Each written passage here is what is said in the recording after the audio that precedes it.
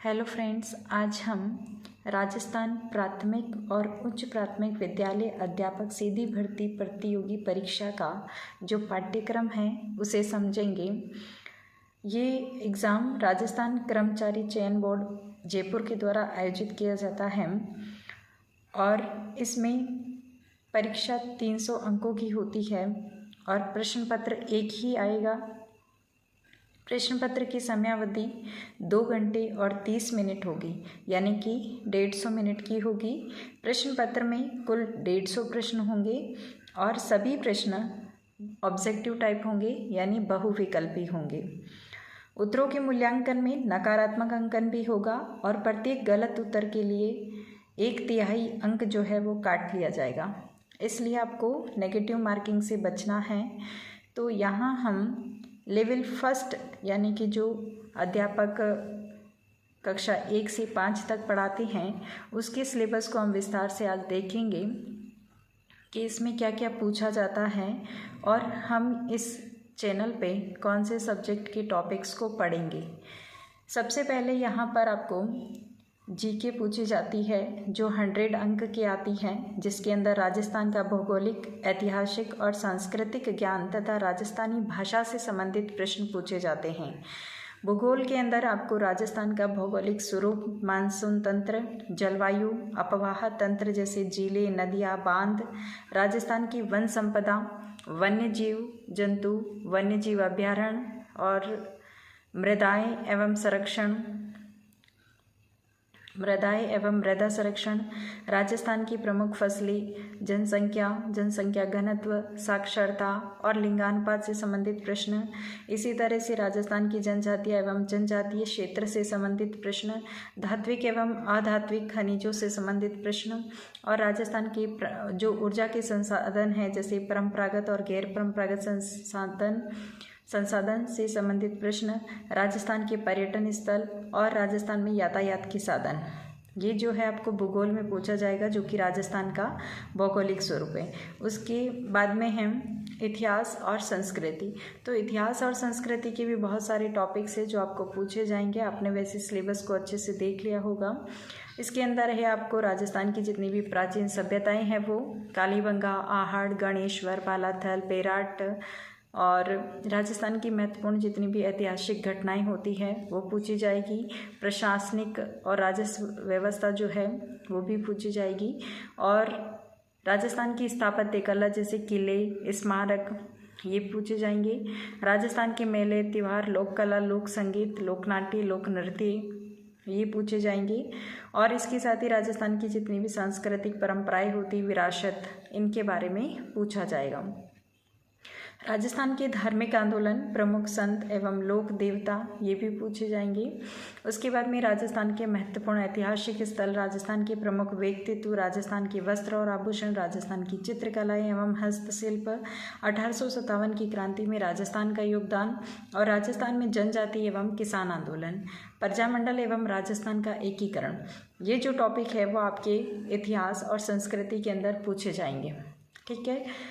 और फिर है राजस्थानी भाषा, जिसमें राजस्थान की क्षेत्रीय बोलियां, प्रमुख राजस्थानी कृतियाँ, प्रमुख राजस्थानी साहित्यकार, राजस्थानी संत साहित्य एवं लोक साहित्य, इनसे संबंधित प्रश्न इसमें पूछे जाएंगे। तो पहला जो पार्ट आपका था उसमें राजस्थान का भौगोलिक, ऐतिहासिक और सांस्कृतिक ज्ञान पूछा जाएगा और ये 100 अंक का होगा। ठीक है फ्रेंड्स। उसके बाद सेकंड टॉपिक में आपको पूछा जाएगा जो भी राजस्थान का सामान्य और भी नॉलेज होता है और शैक्षिक परिदृश्य और इसके साथ ही जो निःशुल्क एवं अनिवार्य बाल शिक्षा का जो अधिकार अधिनियम एवं सामयिक जो विषय होते हैं इनसे संबंधित प्रश्न इसमें पूछे जाएंगे और ये 80 अंक में पूछे जाएंगे, यानी कि इनका अंक भार 80 अंक का होगा।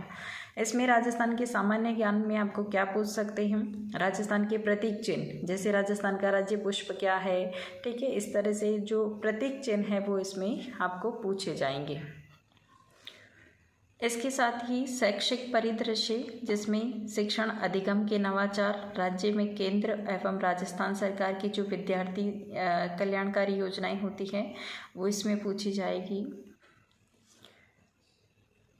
और इसमें जैसे राष्ट्रीय शिक्षा नीति 2020 भी है, विद्यालय प्रबंधन है, तो इनसे संबंधित जो चीज़ें हैं वो आपको अच्छे से पढ़नी हैं। उसके बाद में निःशुल्क एवं अनिवार्य बाल शिक्षा का अधिकार जो है वो आपको पढ़ना है, और इसके साथ ही कुछ सामयिक विषय यानी कि जो करंट की जितनी भी घटनाएं होती है, जितनी भी योजनाएं चलती है, वो भी आपको देखनी है। थर्ड टॉपिक आपका विद्यालय विषय से संबंधित प्रश्नों का होगा, जिसमें आपको 10-10 अंक में अलग अलग सब्जेक्ट पूछे जाएंगे। जैसे हिंदी के जो कुछ टॉपिक्स है वो दे रखे, जैसे शब्द रूप है, शब्द भेद है, संज्ञा, सर्वनाम, विशेषण, क्रिया, क्रिया विशेषण, संधि, समास, शब्द रूपांतरण, शब्द शुद्धि, मुहावरे एवं लोकोक्तियाँ। इसी तरह से इंग्लिश में articles, tenses, voice, narrations, idioms and proverbs, phrasal verbs, one word substitution, ये जो टॉपिक है वो आपको इसमें पूछे जाएंगे। इसके साथ ही गणित के ये जो टॉपिक्स है वो आपको पूछे जाएंगे, जिसमें पूर्ण संख्या, अभाज्य संख्या, भाज्य संख्या, जोड़ भाग की गुणा भाग, अभाज्य गुणनखंड, एलसीएम, एचसीएफ, लाभ हानि प्रतिशत, ब्याज वगैरह, इनसे संबंधित प्रश्न आपको पूछे जाएंगे। इन सब का अंक भार 10-10 अंकों का रहेगा। ठीक है। इसी तरह से आपको सामान्य विज्ञान भी पूछा जाता है, जिसमें 9 टॉपिक आपके शामिल हैं। इन टॉपिक्स को मैं आप चैनल पे पढ़ा भी चुकी हूँ एनसीईआरटी बुक से, तो आशा है कि आप उन वीडियोस को देखते होंगे, और वो एनसीईआरटी से 6 to 8 की बुक से पढ़ाया हुआ है, उसको आप ढंग से पढ़िएगा। 9th और 10th कि कुछ फैक्ट्स जो है वो मैं आपको एक्स्ट्रा में करवा दूंगी। तो ये भी 10 अंकों का आपका साइंस आता है, सामान्य विज्ञान। इसके साथ ही सामाजिक अध्ययन, इसमें सामाजिक अध्ययन से संबंधित कुछ जो टॉपिक्स है वो आपके आते हैं, और इनका अंक भार भी 10 अंकों का रहता है। इसी तरह से एक 4th पॉइंट के रूप में यहाँ पे पूछा जाता है शैक्षणिक रीति विज्ञान, जिसके अंदर अलग अलग जो आपके सब्जेक्ट्स हैं उनकी टीचिंग मेथड, यानी कि उनको कैसे पढ़ाया जाना चाहिए, जैसे हिंदी के टीचिंग मेथड से, इंग्लिश के टीचिंग मेथड से, इनका अंक भार 8 अंकों का रहता है। यानी कि हर सब्जेक्ट का जो टीचिंग मेथड का अंक भार है वो 8 अंकों का होता है। इसके साथ ही गणित की टीचिंग मेथड से, सामान्य विज्ञान के भी टीचिंग मेथड से, सामाजिक अध्ययन के टीचिंग मेथड से, इन सब का अंकभार 8-8 अंकों का होता है, तो इनको भी आपको अच्छे से पढ़ना है। उसके बाद में 5वें पॉइंट के रूप में आपको पूछा जाता है शैक्षणिक मनोविज्ञान, और ये जो शैक्षणिक मनोविज्ञान है उसमें शैक्षिक से जुड़े हुए जितने भी बालक से संबंधित जितने भी प्रश्न बन सकते हैं वो टॉपिक इसमें दिए गए हैं। जैसे बालक का विकास कैसे होता है, उसकी पर्सनैलिटी कैसे डेवलप होती है, उस पर वंशानुक्रम और वातावरण का क्या प्रभाव पड़ता है, एक बालक का व्यक्तित्व कैसा होना चाहिए, किस प्रकार का उसका मापन किस तरह से हमको करना चाहिए, उसकी बुद्धि लब्धि जो है उसका मापन, उसके सिद्धांत अधिगम यानी कैसे सीखता है एक बच्चा, उससे संबंधित, और अधिगम के विभिन्न सिद्धांत, अधिगम की विभिन्न प्रक्रियाएं, और विविध अधिगमकर्ता के प्रकार यानी कि बच्चे किस किस टाइप के होते हैं, ये सब चीज़ें इसमें आपको पढ़नी हैं। इसके साथ ही जो अधिगम में यानी कि सीखने में आने वाली जो कठिनाइयां हैं वो, और उसके बाद में ये जो आपका शैक्षिक मनोविज्ञान वाला टॉपिक है ये आपका 20 अंक के अंदर पूछा जाता है, यानी इन सब टॉपिक का अंक भार 20 रहने वाला है। ठीक है। इसके बाद में लास्ट जो आपका टॉपिक है वो है सूचना तकनीकी। सूचना तकनीकी जो है सूचना प्रौद्योगिकी आधार इसमें, और सूचना प्रौद्योगिकी उपकरण, और सूचना प्रौद्योगिकी अनुप्रयोग, सूचना प्रौद्योगिकी के सामाजिक प्रभाव, ये सब जो है आपको 10 अंकों में पूछे जाएंगे जो कंप्यूटर से संबंधित नॉलेज है। तो ये आपका सिलेबस है। ठीक है। 150 प्रश्न होंगे और 150 ही आपके अंक भार होंगे। तो इस तरह से आपको तैयार करना है कि आप अच्छे से पेपर को हल कर सको और बेस्ट अपना दे सको। ठीक है। अब यहाँ पर हम इस चैनल पर विद्यालय विषय से जुड़े हुए कुछ टॉपिक्स को डिस्कस करेंगे। जैसे हिंदी के कुछ टॉपिक्स हैं, इंग्लिश के हैं, मैथ्स के हैं, सामान्य विज्ञान के हैं, सामाजिक अध्ययन के हैं।